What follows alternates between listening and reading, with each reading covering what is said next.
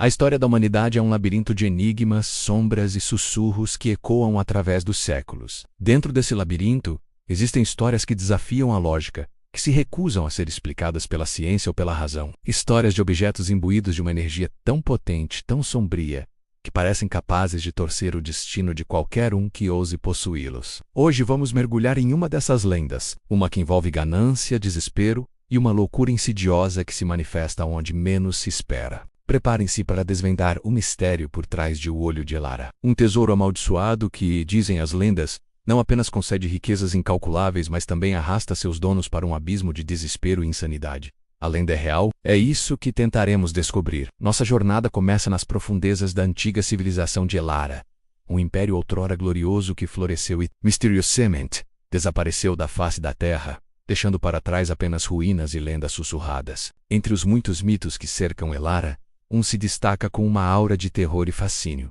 A criação do Olho de Elara não era uma joia comum, mas sim um artefato místico, supostamente forjado com a alma de um demônio aprisionado, destinado a ser a fonte de poder e prosperidade para o império. Dizem que para ser ativado, exigia um sacrifício de proporções inimagináveis, um ato que selou seu destino com uma maldição eterna. Cada vez que o olho trocava de mãos por meios ilícitos, ou quando seu poder era usado para fins egoístas, a maldição se intensificava, corroendo a mente e o espírito de seu possuidor. A primeira revelação surpreendente, e talvez a mais trágica, é que o próprio Império de Elara foi a primeira vítima da sua criação. Os historiadores, limitados por registros fragmentados, sugerem uma queda súbita e inexplicável, mas a lenda conta outra história, a dos imperadores que, após adquirirem o olho e usarem seu poder para expandir seus domínios e acumular riquezas, começaram a exibir comportamentos erráticos.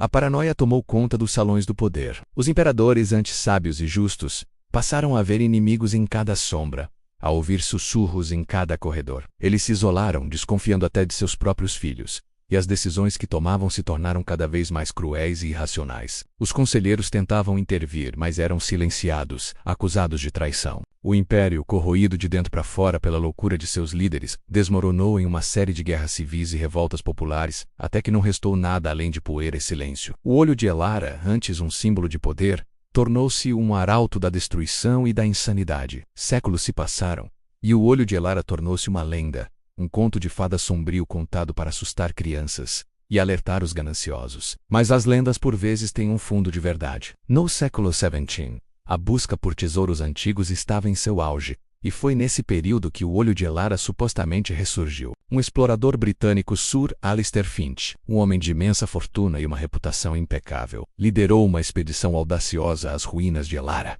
Após meses de escavações árduas e perigosas, sua equipe finalmente desenterrou o que parecia ser o lendário artefato, uma joia maciça, pulsando com uma luz esverdeada e enigmática. Finch, um cético por natureza, riu das advertências dos nativos sobre a maldição. Ele acreditava que a verdadeira maldição era a superstição. Ele trouxe o Olho de Elara para a Inglaterra, exibindo-o com orgulho em sua mansão. Inicialmente, tudo parecia bem. Sua fortuna se multiplicou, seus investimentos floresceram, e ele ascendeu ainda mais na sociedade. Mas a maldição, como uma doença silenciosa, começou a se manifestar. Finch, antes um homem sociável e carismático, começou a se isolar. Seus modos gentis deram lugar a acessos de fúria irracional. Ele passava horas a fio contemplando a joia, murmurando para si mesmo, convencido de que o olho lhe revelava segredos cósmicos. Seu sono foi roubado por pesadelos vívidos e aterrorizantes, nos quais ele era perseguido por sombras e vozes que prometiam poder ilimitado em troca de sua sanidade. A revelação mais chocante para seus contemporâneos foi a drástica mudança em sua aparência e comportamento. O homem robusto e elegante definhou.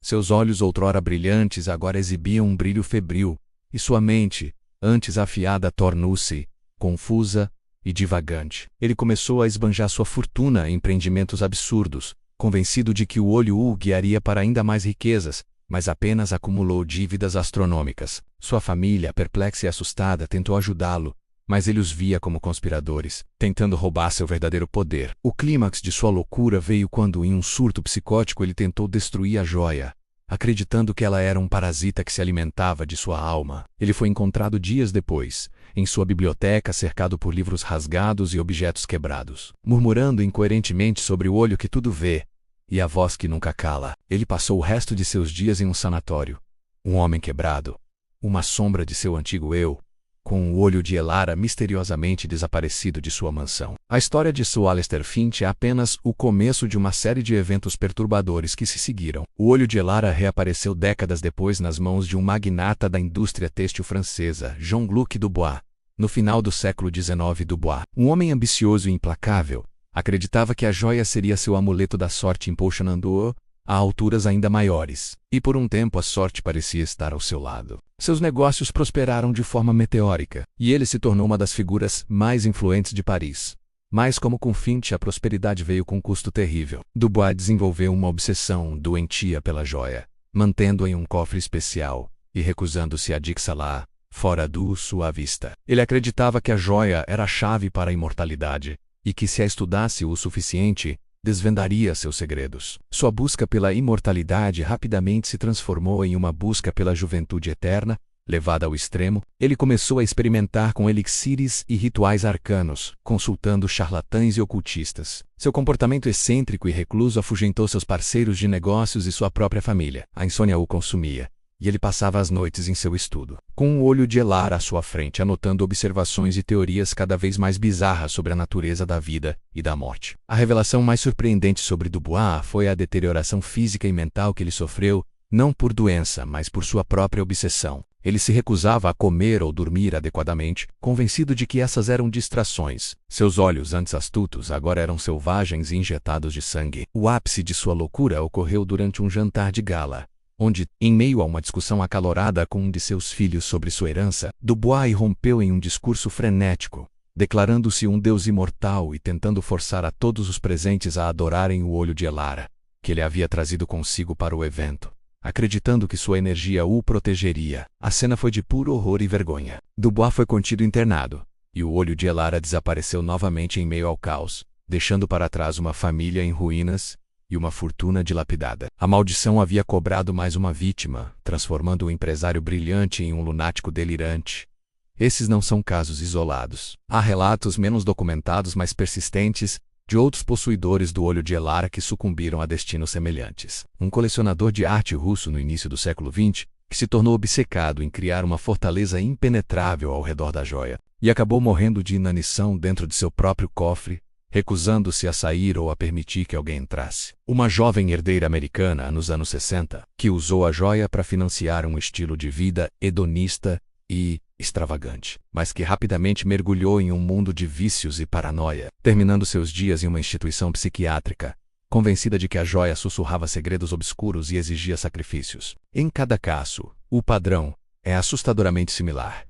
Uma ascensão inicial de fortuna ou poder, seguida por uma obsessão crescente a isolamento social, delírios, e finalmente, uma descida irreversível à loucura ou à ruína. A revelação surpreendente é a consistência desse padrão ao longo de séculos, atravessando culturas e personalidades tão diversas. Mas será que estamos lidando com uma maldição genuína, uma força sobrenatural que permeia o olho de Elara, ou há explicações mais terrenas para esses eventos trágicos? Os céticos apontam para a psicologia humana e os perigos da obsessão. Um tesouro lendário, especialmente um com uma reputação tão macabra, pode facilmente se tornar um catalisador para mentes já predispostas. A ganância, a busca desenfreada por poder e a pressão de possuir um objeto de tamanho valor e história podem ser esmagadoras. A ideia de que um objeto mágico confere poder ilimitado pode levar à megalomania. A paranoia de que outros o cobiçam pode levar ao isolamento. A privação de sono, a má alimentação e o estresse extremo, como vistos em Finch e Dubois,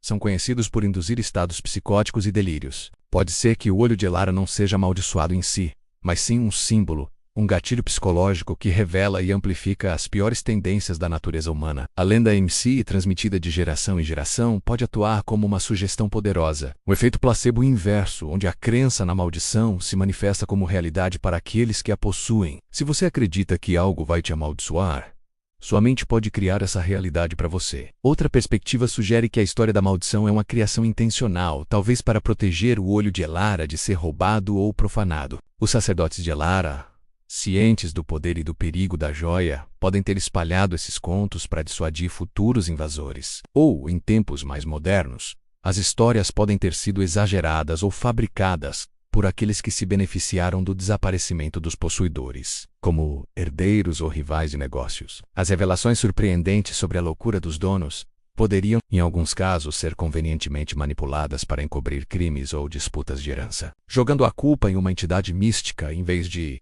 intrigas humanas. Afinal, é muito mais difícil investigar uma maldição do que um assassinato. No entanto, a consistência dos relatos, a intensidade da loucura manifestada e o aparente padrão de ascensão e queda são difíceis de ignorar. É uma coincidência que tantos indivíduos, de épocas e culturas distintas, experimentem um declínio tão similar e dramático ao possuir o olho de Elara, o Haalgumazi, uma energia palpável, um resquício da antiga maldição de Elara, que de fato corrompe a mente de seus donos. A ciência moderna ainda luta para compreender plenamente a psique humana e a influência do ambiente, da crença e da sugestão. O que hoje consideramos superstição, amanhã pode ser uma área de estudo científico. A história do olho de Elara nos força a confrontar a linha tênue entre a razão e o inexplicável, entre a doença mental e o sobrenatural.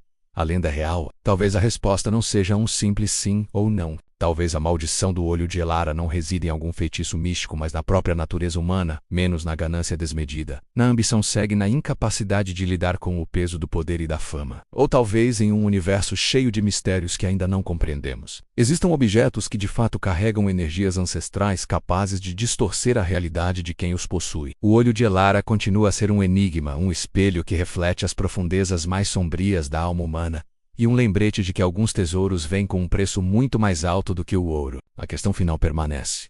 Você estaria disposto a pagar esse preço? O mistério do olho de Elara é um daqueles casos que nos fazem questionar os limites da nossa própria compreensão. Se você se sentiu intrigado por essa história e gosta de explorar os cantos mais obscuros e as revelações surpreendentes do nosso mundo, considere se inscrever no canal e deixar seu like. Compartilhe sua teoria nos comentários. Você acredita que a maldição é real? Ou há uma explicação mais lógica para a loucura dos donos do olho de Elara? Seu engajamento ajuda muito a trazer mais mistérios à luz.